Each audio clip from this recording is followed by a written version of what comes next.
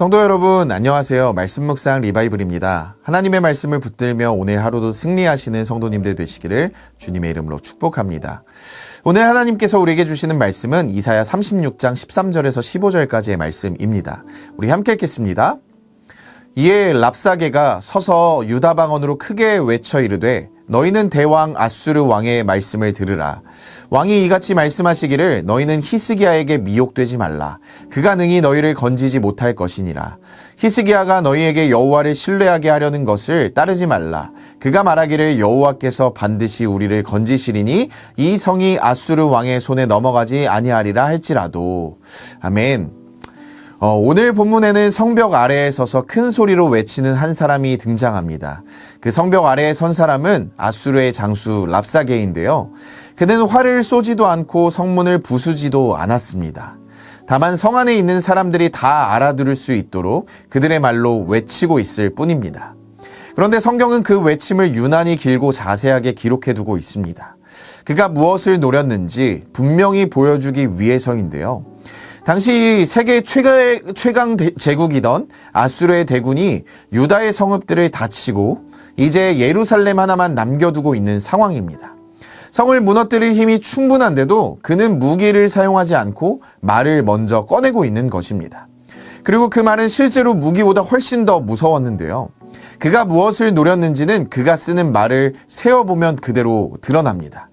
그의 입에서 계속 되풀이되는 한 단어가 있는데 그것이 바로 의뢰, 곧 신뢰라는 말입니다. 그는 첫 마디부터 네가 의뢰하는 이 의뢰가 무엇이냐, 곧 네가 지금 무엇을 믿고 버티고 있느냐라고 묻고 있는 거죠. 그리고 14절과 15절을 보시면 그가 너희는 히스기야에게 미혹되지 말라. 히스기야가 너희에게 여호와를 신뢰하게 하려는 것을 따르지 말라라고 외칩니다. 즉 그가 무너뜨리려 한 것은 성벽이 아니라 하나님을 향한 신뢰였다라는 것입니다. 그가 왜 성벽이 아니라 신뢰를 노렸겠습니까? 성벽이 아무리 튼튼해도 성 안에 있는 사람들이 어차피 안 될 거라며 스스로 무너지면 싸움은 너무나도 쉽게 끝나기 때문인 거죠. 그래서 그는 하나님을 마치 자기 편인 것처럼 끌어들여서 여호와께서 자기를 보내어 이 땅을 치게 하셨다라고까지 거짓말을 서슴지 않습니다. 그런데 그가 선 자리를 보면 이 공격이 훨씬 무겁게 다가옵니다. 왜냐하면 랍사게가 서서 외친 자리는 윗못 수도 곁 세탁자의 밭 큰 길이라고 성경은 기록하고 있는데 이 장소는 이전에 이사야 7장에서 이사야가 아하스 왕을 만나 만일 너희가 굳게 믿지 아니하면 굳게 서지 못하리라 라고 말했던 바로 그 자리이기 때문입니다. 이때 아하스는 하나님 대신 아수르를 붙들었고 바로 그 아수르가 지금 성벽 아래까지 와 있는 것입니다. 그런 점에서 볼 때 이사야서가 줄곧 물어온 질문, 너는 무엇을 의지하느냐를 같은 자리에서 실제 시험으로 랍사게가 묻고 있는 것입니다. 그런데 이 시험이 유난히 무서운 이유가 또 한 가지 있는데요. 랍사게가 하는 말 가운데에는 사실인 것도 있다라는 것입니다. 그는 유다가 의지하던 애굽을 두고 기대는 순간 부러져 손만 찌르는 상한 갈대 지팡이 같다고 조롱하는데요. 여러분 이것은 이사야가 30장에서 이미 했던 말입니다. 그러니까 원수가 선지자의 말까지 그대로 가져다가 쓰고 있는 것이죠. 그러나 랍사게가 끌고 가는 흐름은 애굽이 헛되니 하나님께 돌이키라는 것이 아니라 애굽도 헛되지 않았냐? 그러니까 여호와도 소용없다라는 내용으로 논리를 전개해 나가고 있는 거죠. 즉 사실 하나를 지렛대 삼아서 여호와를 향한 신뢰 전체를 뿌리 뽑아 내려고 하고 있다라는 것입니다. 그렇다면 그의 말 중에 어디가 틀렸습니까? 어느 나라의 신도 자기 백성을 아수르의 손에서 건지지 못했으니 여호와도 마찬가지라는 말입니다. 그는 여호와를 열국의 헛된 우상들과 같은 줄에 세우고 있는 것인데요. 그런데 바로 이것이 이사야서가 처음부터 끝까지 말하고 있는 대답입니다. 여호와는 그 신들과 같지 않으시는 이스라엘의 거룩하신 통치자시라는 것입니다. 그런 점에서 랍사게의 큰 소리는 처음부터 틀린 전제 위에 서 있었던 것이죠. 그러자 그 큰 소리 앞에서 성벽 위의 사람들은 어떻게 반응했습니까? 21절 말씀을 보시면 그들이 잠잠하여 한 말도 대답하지 아니하였다라고 말하고 있습니다. 여러분, 이스라엘 백성들이 무기력해서 대답하지 않은 것이 아닙니다. 왕이 그들에게 대답하지 말라고 명령했기 때문입니다.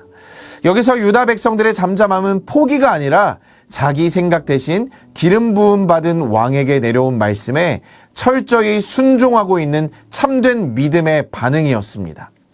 랍사게는 왕과 백성을 갈라놓으려 했지만 백성들은 흔들리지 않고 왕의 말씀에 굳게 붙어 있었다라는 것입니다. 그리고 왕은 그 위협을 그대로 하나님께 가지고 나아갔습니다. 그들이 그렇게 참된 왕의 말을 신뢰하자 하나님은 그들을 저버리지 않으셨습니다. 하나님은 아하스가 서 있던 바로 그 자리에서 이미 임마누엘이라는 이름을 약속하신 분이었기 때문입니다. 하나님이 우리와 함께 계시다는 위대한 이름, 다른 우상들과 같은 줄에 세워질 뿐이 아니라 우리 곁에 계시겠다고 친히 약속하신 그 이름, 그 이름으로 함께 해주시는 분이라는 것이죠. 그렇게 이름을 걸고 약속하신 하나님이 아하스의 때와는 다른 결론을 이스라엘 백성들에게 허락하실 것이라는 말입니다. 사랑하는 성도님들, 혹시 우리 삶에도 랍사게가 성벽 아래에서 외쳤던 것과 같은 목소리를 듣고 계시는 분들이 혹시 계신가요? 너의 믿음이 무슨 소용이냐? 하나님도 너를 도우실 마음이 없으시다고 마음을 흔드는 소리가 혹시 있지는 않습니까? 그런 말은 이상하게도 우리가 지쳐 있을 때 가장 크게 들립니다. 그리고 그렇게 마음을 흔드는 그 목소리가 아무리 커도 그 큰 소리는 우리 하나님도 다른 신들과 다를 바 없다는 전제 위에 서 있습니다. 그런데 그 전제가 처음부터 틀린 것입니다. 우리 하나님은 우리와 함께 하시겠다고 친히 이름을 걸고 약속하신 분이십니다. 성벽 위에 사람들이 그 큰 소리 앞에서 잠잠할 수 있었던 것도 그들이 강해서가 아니라 붙들 약속의 말씀이 있었기 때문이라는 것입니다. 그러므로 오늘 하루 우리가 해야 할 일은요, 세상이 들려주는 그 목소리 앞에 내 말로 맞서려고 애쓰는 것이 아닙니다. 우리가 붙들 것은 나의 대답이 아니라 오직 하나님의 약속의 말씀입니다. 그리고 그 위협을 혼자 삼키지 마시기를 바랍니다. 오늘 하나님 앞에 그대로 가지고 나아오셔서 열국의 신들과 결코 같지 않으신 이스라엘의 거룩하신 하나님께서 우리와 함께 하시고 약속을 반드시 이루어 주실 것이며 세상이 줄 수 없는 놀라운 승리를 허락하실 것을 굳게 믿으며 나아가실 수 있게 되기를 바랍니다. 그 믿음을 붙들며 나아가는 우리에게 하나님은 세상이 줄 수 없는 놀라운 승리를 허락하여 주실 것입니다. 그 승리를 경험하시는 우리 성도님들 다 되시기를 주님의 이름으로 축복합니다. 기도하겠습니다. 사랑하는 주님, 성벽 아래에서 크게 외치던 그 소리처럼 우리의 신뢰를 무너뜨리려는 목소리가 오늘도 우리의 마음을 흔들곤 합니다. 그러나 주님은 열국의 신들과 결코 같지 않으시고 우리와 함께 계시겠다 약속하신 분이심에 감사를 드립니다. 그 목소리와 우리 말로 세상 앞에 맞서려 하지 않게 하시고 우리 생각 대신 주님의 말씀을 붙들고 하루하루를 살아가는 우리 모든 성도님들이 될 수 있도록 인도하여 주시옵소서. 그로 인하여 오늘 하루 흔들리는 자리에서도 여전히 우리와 함께 하시는 신실하신 하나님을 경험하게 하시고 승리를 맛보아 누리는 우리 모두가 될 수 있도록 주님 인도하여 주시옵소서. 그렇게 이끌어 가실 주님을 찬양합니다. 모든 영광 주님 홀로 받아주시고 우리와 함께 하시는 예수님의 이름으로 간절히 기도합니다. 아멘. 오늘도 우리 두 가지 기도 제목을 주님 앞에 올려드리시면서 이 시간 함께 기도하며 나아가기를 간절히 소망합니다. 먼저는 믿음이 무슨 소용이냐고 흔드는 세상의 목소리 앞에서 우리의 말로 맞서기보다 하나님의 말씀을 붙들고 잠잠히 신뢰하며 일하시는 하나님을 굳게 붙잡는 우리가 될 수 있도록 인도하여 주시옵소서라고 기도할 수 있기를 바라고요.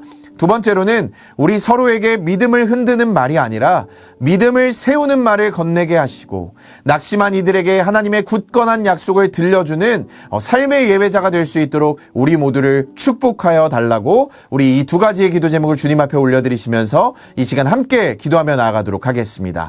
기도하겠습니다.